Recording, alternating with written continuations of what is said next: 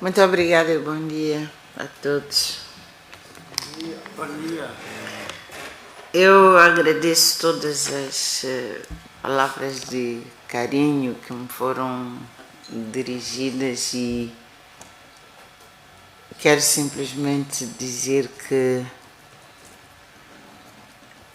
eu cresci num período em que viver, trabalhar era servir. Servir e servir sempre. E tive esse privilégio de ser moldada dessa maneira.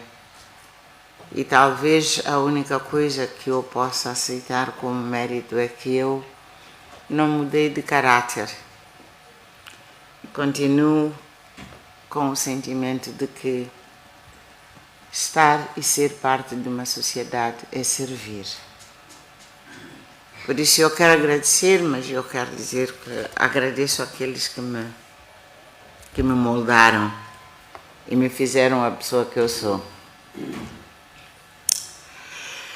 Este diálogo foi convocado por Sua Excelência o Presidente da República como uma forma de trazer a família moçambicana a olhar-se nos olhos, a questionar-se, mas também a edificar-se de novo como família.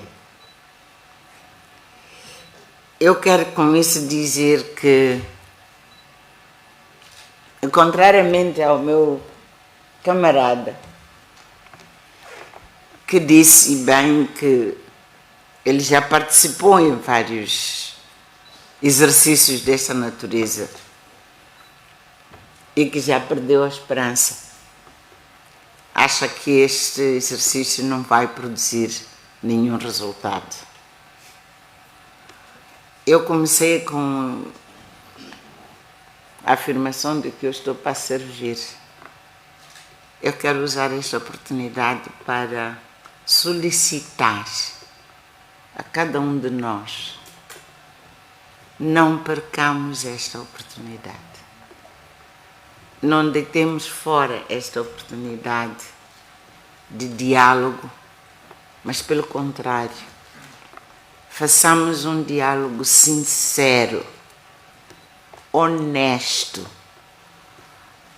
Tenhamos a coragem de, como ouvi aqui algumas intervenções, a coragem de tocar as nossas feridas, deixá-las sangrar, sim, mas sangrarem que é para nós iniciarmos o processo de cura e de cicatrizar.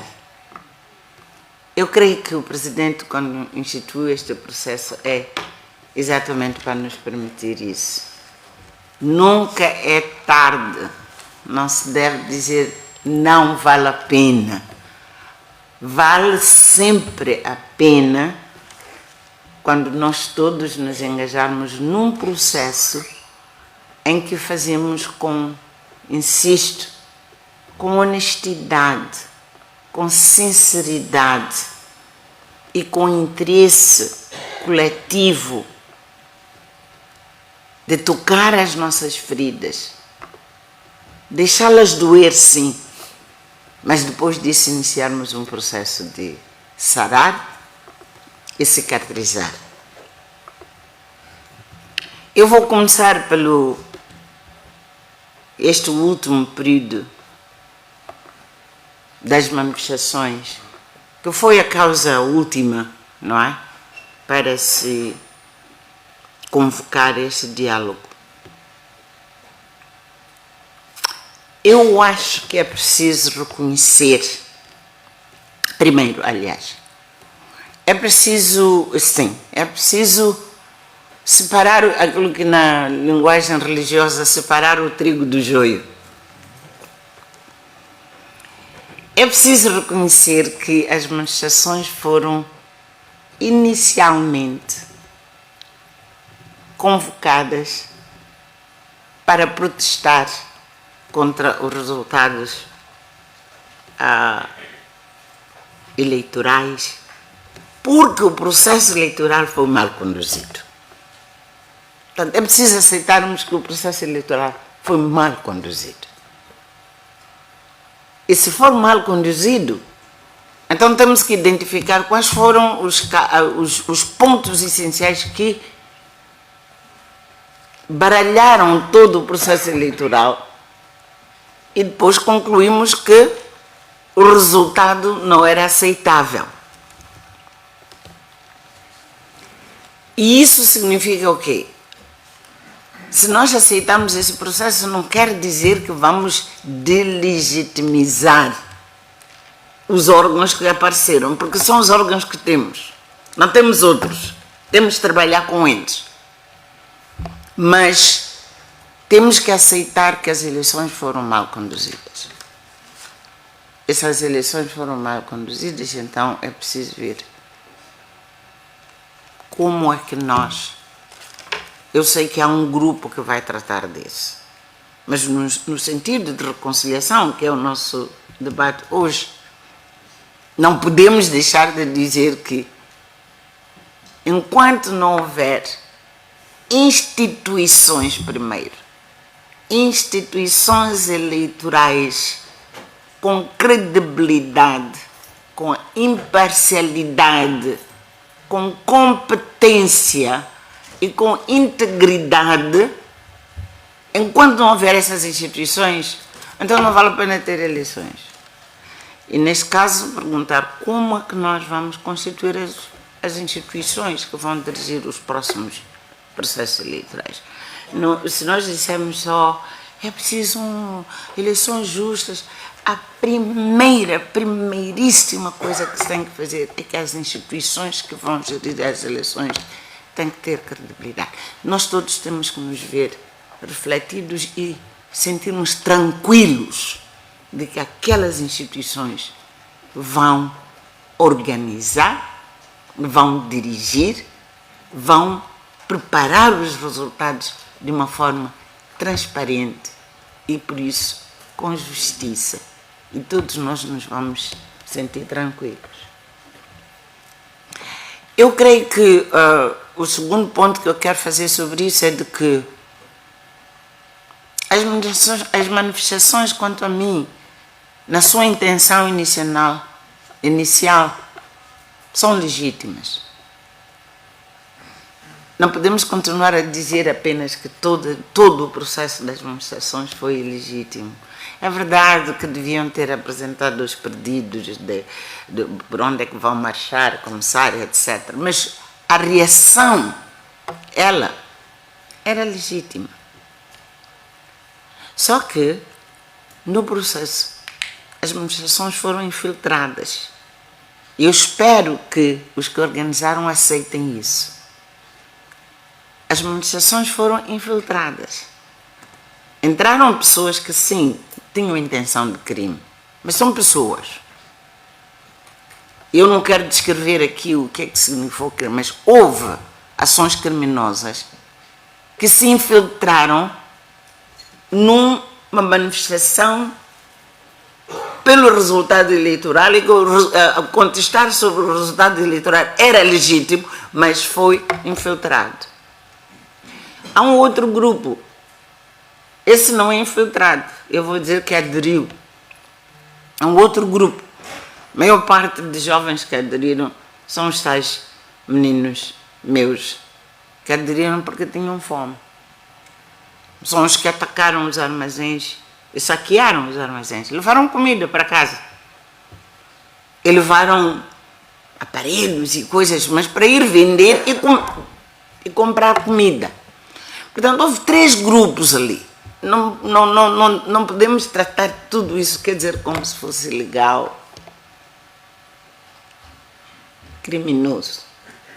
Houve intenção de protestar contra as eleições, porque elas foram mal organizadas. Esse é um objetivo legítimo. houve infiltração de elementos que cometeram crimes, que deliberadamente foram queimar fábricas e tudo. Não foram os meus meninos que queimaram as fábricas, não. Os meus meninos foram atacar armazéns porque tinham fome e levaram comida para casa. Então eu acho que nós tínhamos que caracterizar um bocadinho o que foram essas eleições e aceitar. Mas nesse processo houve incitação à violência, é verdade, mas também houve uma resposta demasiado pesada da polícia.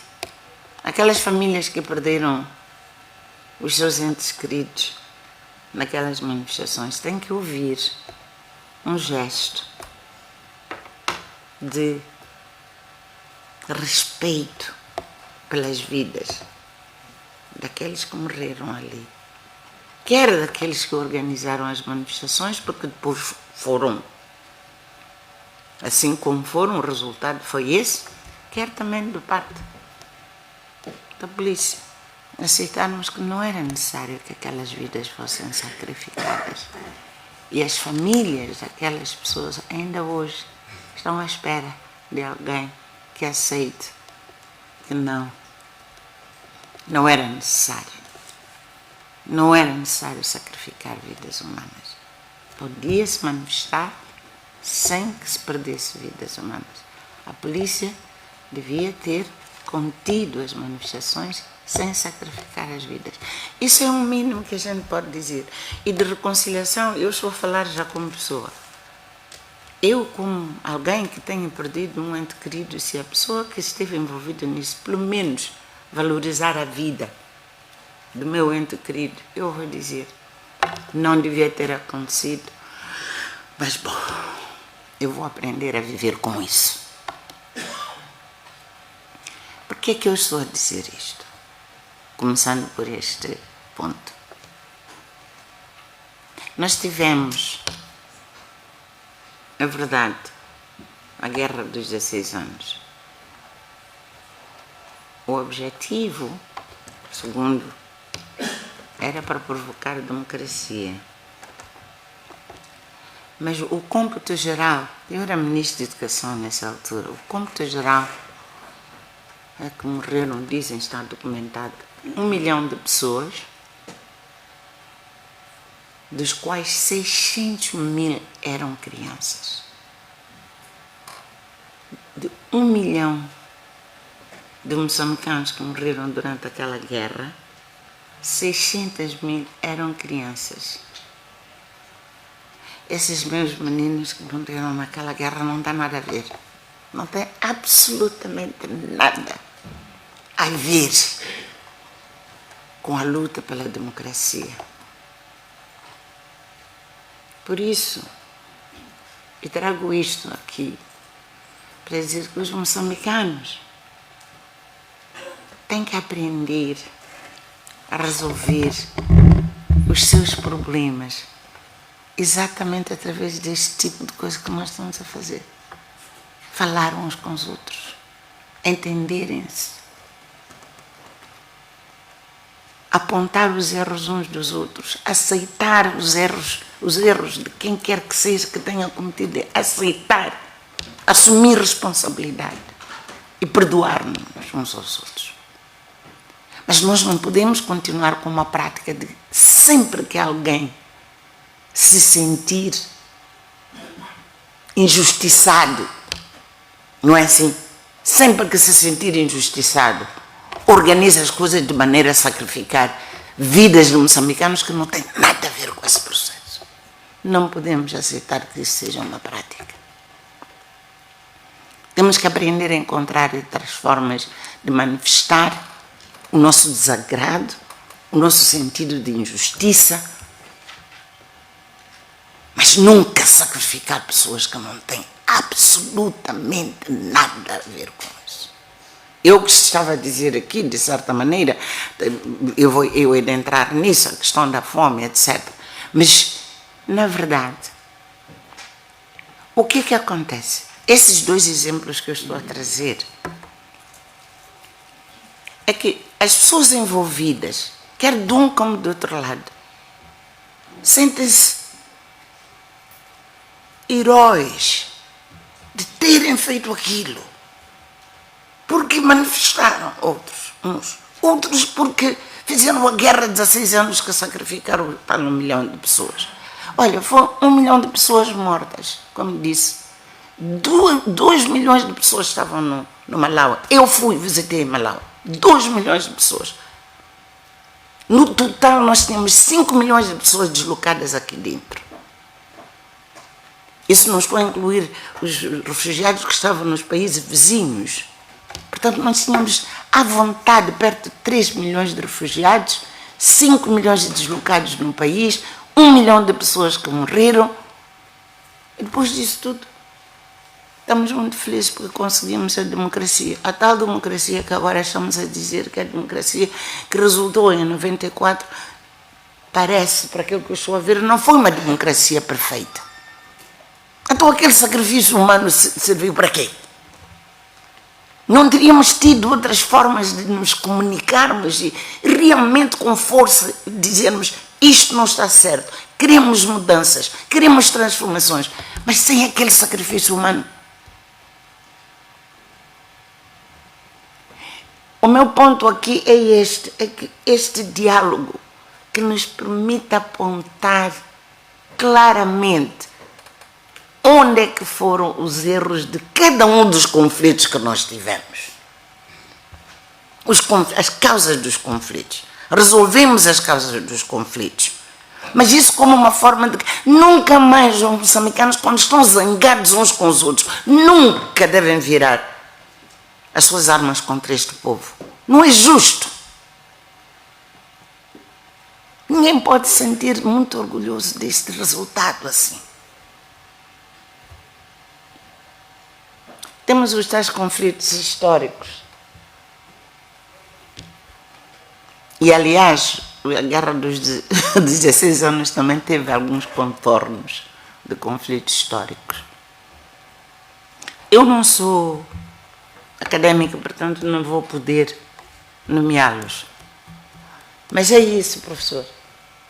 Temos que começar exatamente conflitos entre moçambicanos na era pré-colonial. Antes dos portugueses chegarem aqui, nós tínhamos conflitos entre nós. Nós devemos saber que se chamava de etnia ou do litoral para o interior, tínhamos os nossos conflitos e que ficaram depois na nossa psique. Acho que foi dito aqui muito bem. Eu lembro-me aqui no Sul dizia que não, esse não casa com aquele. Aqui também havia muito. Não vou mencionar que tribos, mas... quer dizer, não. Era um no-go area de lidar com certas tribos. Nós não vamos construir a unidade nacional enquanto não tocarmos essas coisas, porque vieram dos avós, dos bisavós para os avós, e agora, quer dizer, um pouco ainda existe entre nós. Abalou-se demasiado, quer dizer, abalou-se, em boa verdade, depois da independência. Os casamentos já são muito mais misturados, mas ressentimentos tribais ainda existem, não estão sarados. Nós temos que identificá-los. Temos que identificá-los e tratá-los. E depois, naturalmente, os portugueses também vieram agravar. Nós temos um problema também com a nossa história. A não valorização de todos aqueles que participaram na resistência contra o colonialismo. Há grupos que são mais valorizados do que outros. Não. Vamos identificar província por província. Quem são os heróis da resistência contra o colonialismo? Valorizá-los, entrarem na nossa história. E se for possível, quer dizer, identificarmos os lugares que nós devemos venerar. Mas houve muito mais heróis da resistência do que aqueles que estão registrados nos livros de história, se eu estou correta. E eu estou a olhar para os académicos, que são eles que vão nos ajudar a identificar. Eu acho que nós devemos voltar para lá. E o período da luta armada de libertação nacional. João Pereira referiu aqui um exemplo. É o exemplo mais conhecido. De Urias Simango, Rogério Nungo e outros que foram sacrificados em circunstâncias que não estão muito claras. Ou pelo menos nem toda a família moçambicana está tranquila de que os passos que foram tomados eram os mais justos. Vamos lá reabrir esses dossiês. E isso não é para dizer que a luta de libertação nacional foi injusta, nem tão pouco. Nem tão pouco. Eu vou falar sobre isso, desculpa, vai ser um bocadinho longa. Eu vou falar daquilo que é sagrado, que nós nunca devíamos questionar.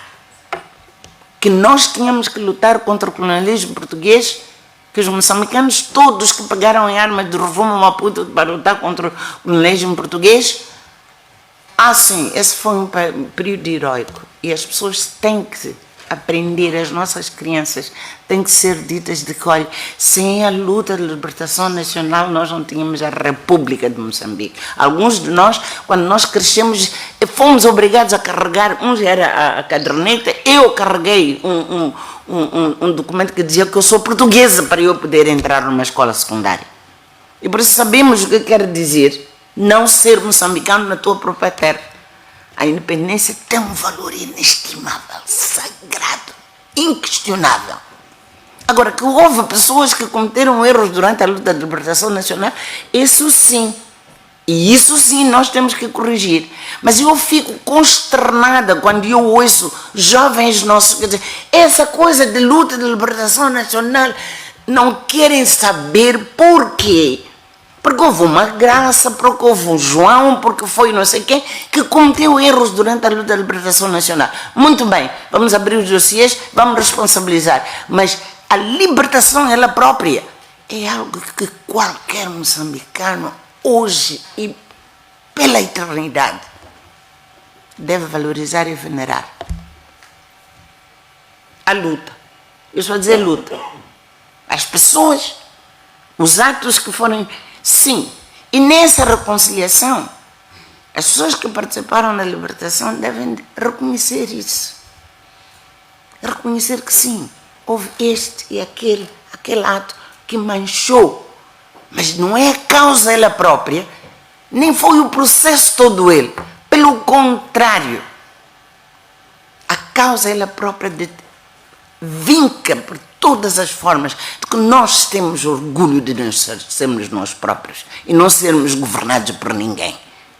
E isso, naquela altura é verdade, mesmo agora e no futuro. Devemos sempre dizer aos moçambicanos, nós decidimos sobre o nosso futuro, sobre a nossa realidade, dirigimos as nossas próprias coisas, ninguém tem o direito de nos ditar.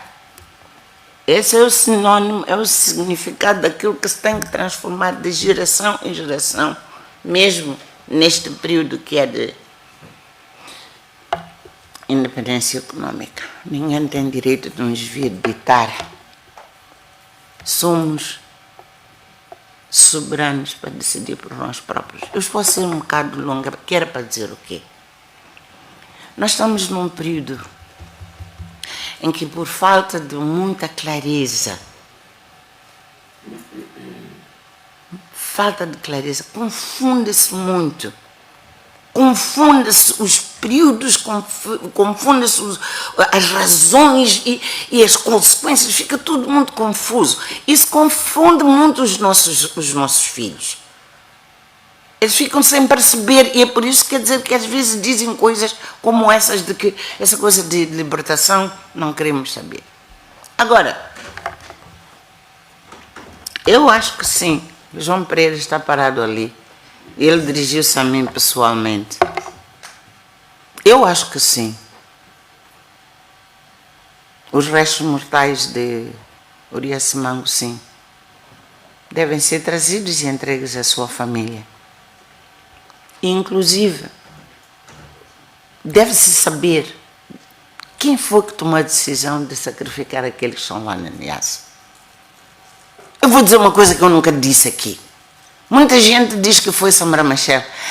Das poucas vezes que eu vi Samara Machel, irritadíssimo, e até dizer, se vocês acham que eu não tenho autoridade para governar este país, digam-me, eu me demito. Foi quando ele soube que tinham morto Urias Simango.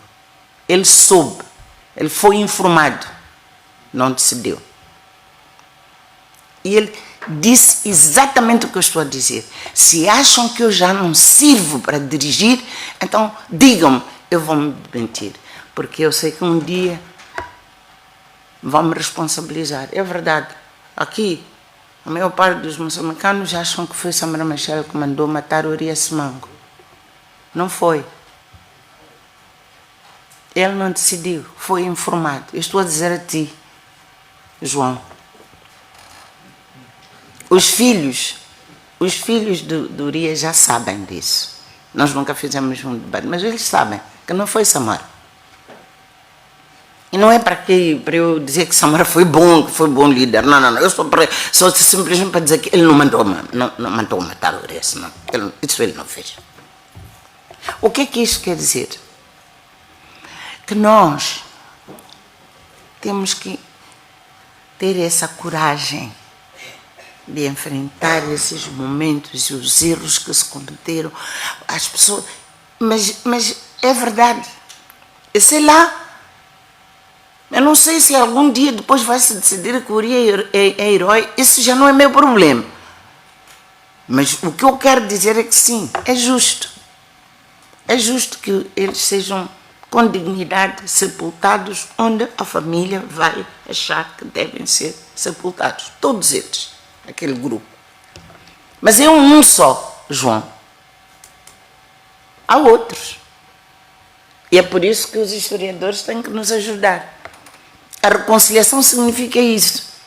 Porque se nós fizermos a Urias Simango e não fizermos para os outros também, essas famílias continuarão a sentir-se injustiçadas.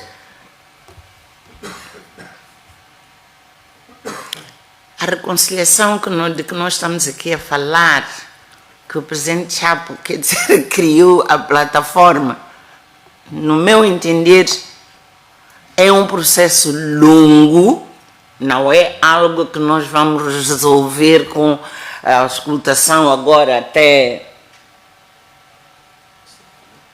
próximo ano, não é? Não. Não. A escutação vai até 2026. Agora, as eleições, a organização das eleições é que são outro processo. Portanto, eu proponho que este grupo que está, esta mesa redonda, faça uma proposta de que o país, precisa de abrir esse capítulo da reconciliação com consciência de que ele vai ter que durar o tempo que for necessário. Nem ninguém vai dizer se serão 2, se serão 3, se serão 5 anos, mas o tempo que for necessário.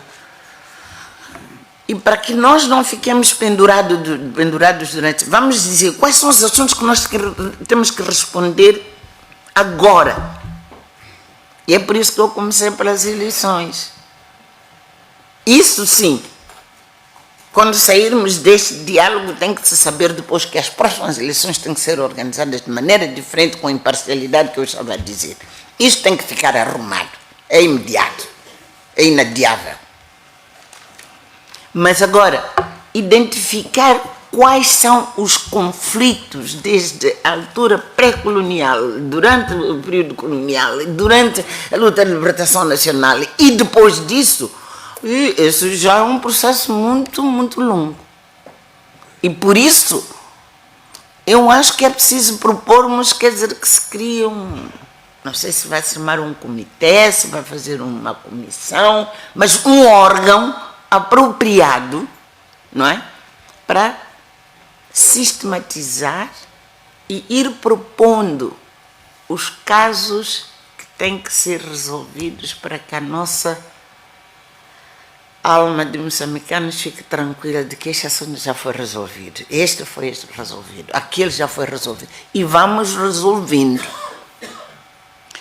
Aquilo que o professor Nguyen está a propor, eu creio que eu não tenho a certeza, é só isso que eu quero dizer. Eu não tenho a certeza que é a primeira e única coisa. Eu sei que amanhã na segunda-feira nós vamos ter a sessão dos assuntos econômicos. Eu acho que nos assuntos econômicos é que nós devemos produzir exatamente a estratégia de matar a fome. Eu também concordo. Eu he de estar aqui. Eu concordo. Que nós não podemos falar de desenvolvimento sem dizer acabar com a fome. E nos meus tempos dizíamos acabar com a nudez. Esta coisa de moçambicanos andar a vestir roupas de estrangeiros que já vestiram 50 anos, depois vêm deixar aqui e nós... Não dignifica, não nos dignifica. Mas isso são assuntos econômicos, chefe. E pronto, eu acho que nós devemos dizer que é a primeira prioridade nas questões econômicas. A primeira prioridade na questão dos assuntos que nós estamos a discutir neste grupo. O mais urgente é este eleitoral que desencadeou esta última manifestação. Mas temos que sistematizar todos os outros. E encontramos uma forma de lidar com eles. Os nossos académicos estão aqui, vão nos ajudar. Aqueles que estavam a discutir nestas mesas redondas, aqueles que estão a discutir as questões de Estado, não é? Que Estado é que nós queremos? Tem que propor as estruturas de Estado que devem existir exatamente para lidar com o assunto de reconciliação. E não é governo, porque o governo vem e vai. O Estado fica. Portanto, tem que ser um órgão de Estado para ser capaz de iniciar e conduzir um processo. As pessoas vão mudando, mas o órgão ele próprio não muda com as administrações que nós tivermos aqui. Então, eu proponho que seja uma agenda de reconciliação nacional cujas fases vão ser ditadas com a capacidade das instituições apropriadas de apresentar com fundamento o que deve ser resolvido, aonde e como. Então, e nós vamos resolvendo. Em cada ano nós vamos ter que olhar da mesma maneira que olhamos para o plano de governo, quais são os assuntos que nós estamos a resolver no assunto da reconciliação. Ano a ano, vamos fazer. E toda a família moçambicana vai sentir que sim. É assim que nós devemos fazer. É assim como nós devemos olhar para as nossas feridas e tratar delas. Falei muito, mas eu quero terminar sublinhando mais uma coisa. Esta mesa redonda tem que recomendar com toda a força. Nunca mais, quando os moçambicanos tiverem realmente coisas sobre as quais se sentem injustiçados, procurem todas as formas de expressar, mas nunca mais conduzir a matar pessoas. Nunca mais. Nós temos que respeitar a vida de todos os cidadãos, os nossos concidadãos. Então aconteceu no passado 2, 3, 4, 5 vezes, seguramente, que agora seja o fim, que nunca aconteça mais. E daqui para frente, diálogo. Este diálogo. Desculpa, eu quero finalizar com uma coisa. Há pessoas que estão muito preocupadas, eu também estou, de que, dada esta dominância, quer dizer, dos partidos políticos, este assunto vai acabar nas mãos de alguns partidos políticos. E é bom, quer dizer, que este assunto seja tratado no contexto de Estado. E que os partidos políticos sejam contribuintes com todas as suas ideias, mas eles são partidos políticos. Este é um assunto de Estado. E sendo um assunto de Estado, é levado pelo Presidente da República com um órgão que ele criar para tratar deste assunto. Eu quero dizer com isto o quê? É que na realidade a desconfiança de toda a gente é dizer assim, bom, o governo é da Frelimo, a Assembleia é da Frelimo, quer dizer, a maioria, não é? Porque é isso, os números é isso que estão a dizer, não é? Então não ficam tranquilos. Alguém falou aqui, eu acho que falou-se de uma conferência nacional, ou um órgão qualquer, mas é preciso um órgão com uma grande credibilidade, que é aquela que vai acolher isto e vai implementar. Se se entregar de novo este processo aos partidos políticos, com todo o respeito dos partidos políticos que estão aqui, é verdade, um partido político se estabelece para defender os seus ideais de partido. É assim que um partido político é. É para defender uma sua linha. Então alguém tem que estar a defender aquilo que sair da boca dos moçambicanos, de todos os moçambicanos, independentemente dos seus partidos políticos. Porque senão nunca mais vamos sair disto. E o presidente, na minha opinião, eu acho que ele começou bem. Como presidente, ele é chefe de Estado, ele teve que se organizar usando os órgãos de Estado. Mas daí para frente, ele pode criar os organismos que foram os mais indicados para continuar este processo. Caso contrário, nós temos uma profunda desconfiança uns com os outros. Muito profunda. Então, a tranquilidade não vai surgir com muita... A tranquilidade de que valeu a pena todo esse esforço. Como é que vão carregar isto e apresentar? Eu não sei. Mas eu sou membro de um partido, membro ativo lá no meu partido. Mas eu não vejo, quer dizer, que este assunto tenha que terminar nas mãos de um órgão do partido. Nem pensar. Não é. Não é. Esse é um ato de Estado. Tem que terminar como um ato de Estado. E porque também, quer dizer, sabemos o que são os nossos órgãos de Estado, talvez a ideia de uma conferência nacional seja aquela que deve ser acolhida como uma forma de trazer pessoas de acordo com a idoneidade que têm, com a representatividade que têm, que amarrem depois, quer dizer, todo este processo e nos dê a tranquilidade a todos nós de que sim, senhor, o povo falou e o povo é soberano. Peço desculpa ter sido muito longa.